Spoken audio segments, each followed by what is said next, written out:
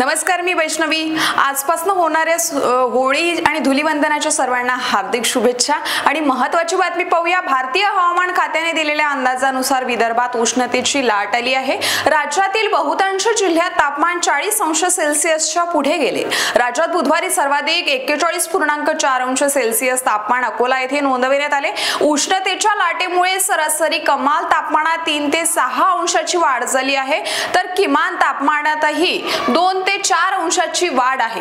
राज्यामध्ये सर्वत्र कोरडे हवामान असल्यामुळे तसेच उत्तरेकडून येणाऱ्या उष्ण वाऱ्यांमुळे पुढील 2 दिवस विदर्भात उष्णतेच्या लाटेचा इशारा सुद्धा देण्यात आला आहे।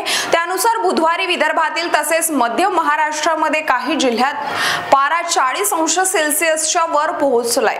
राज्यात सर्वाधिक तापमान अकोला येथे 41.3 अंश सेल्सिअस नोंदवण्यात आले।